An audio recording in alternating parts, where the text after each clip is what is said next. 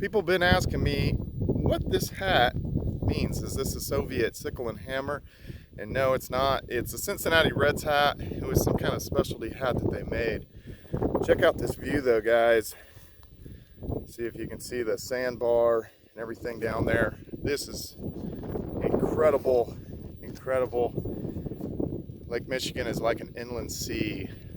So let's get to a point where the wind is not blowing on us. And one of the other questions, besides what this hat is what do I do? And how am I able to travel around like this? And what I would say just in general is I concentrate on my mind, my body, my experiences. So those are my main focuses, essentially. And there's no one investment or one business or anything like that that I arrived at that where I hit it big, or I'm not a trust fund baby, nothing like that. In some respects, some people would say that in any given year, I've never really made that much money in comparison to what maybe some people are able to make, depending on location and stuff like that, working an IT job even, or getting to mid-level management and that. And what I'll say is there's no shame in hard work as far as a job or employment is concerned. Having a career that's fine, and there's definitely nothing wrong with that. And I probably would have made more money if I would have stuck or continued with certain employment and not spent a lot of time chasing athletic dreams or going on trips. But it was always kind of a mental thing for me that I didn't ever want to feel like I was stuck or that I had to do something. And one of the common things on this trip, for instance, I'm actually up here alone, but that's fine. It's actually, for me, it's kind of peace of mind. Sometimes I'll be able to make some phone calls along the way and just kind of clear my mind, and then obviously do these videos and stuff. But some people would not be able to handle that, like going alone.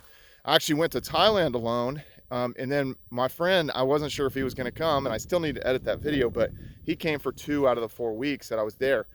But I didn't know if he was going to come or not. And at certain points you're like, man, this is scary. I don't know the area, but I met people from all over the world. So some of that's, you got to overcome some of those fears. And traveling alone, there are points where you might kind of feel a little bit lonely, but really when it boils down to it, the experiences that you'll have from doing that versus just staying home and making an excuse, well, nobody could come, or maybe it was going to rain today.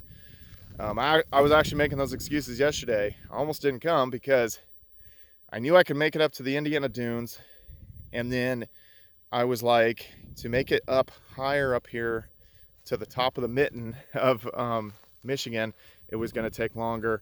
And I almost tried to make excuses for myself, and then I stopped being a McBitch and then just got in the car and left. But as far as capitalizing on things, I'm always trying to capitalize. So there's never been one particular thing, whether it's stocks and options, real estate, cryptocurrencies, or e-commerce businesses, or affiliate marketing, those kind of things. There's never been one of those that have kind of popped off per se, that it was just astronomical for me. Obviously we had the boom in 2017, but there was certain money that I took out.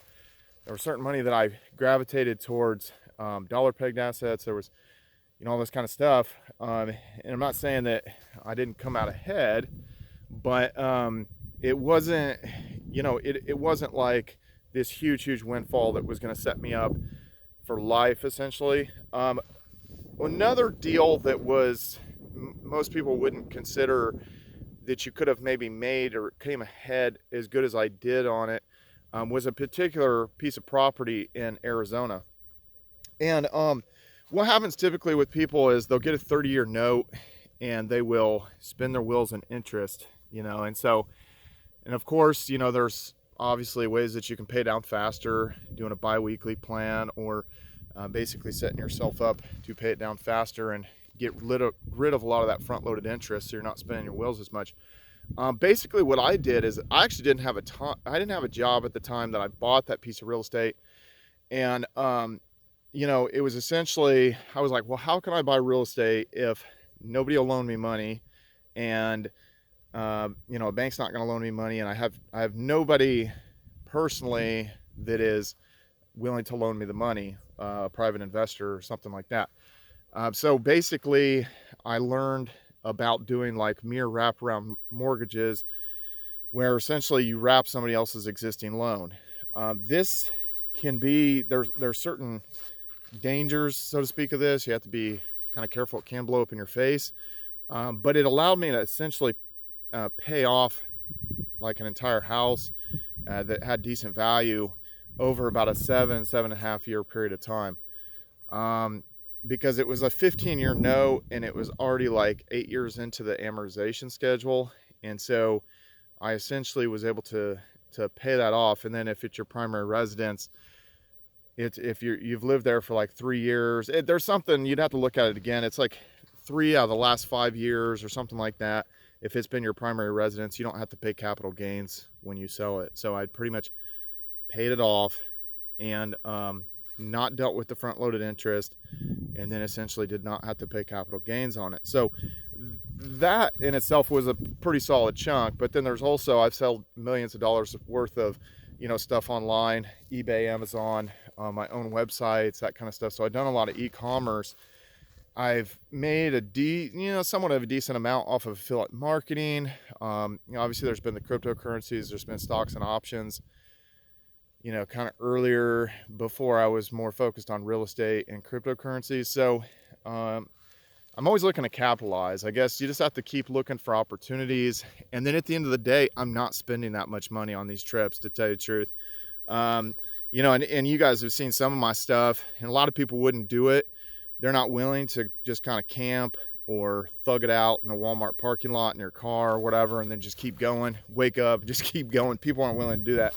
Now, as far as like in Thailand, I being there for a month, I spent about $2,800 with the flight and everything, and that was well worth it. So sometimes you're not really spending that much money, and you can have some great experiences. Anyway, follow me on all social media at Brian Phobos, YouTube, Instagram, Steam it, Twitter. See you guys later.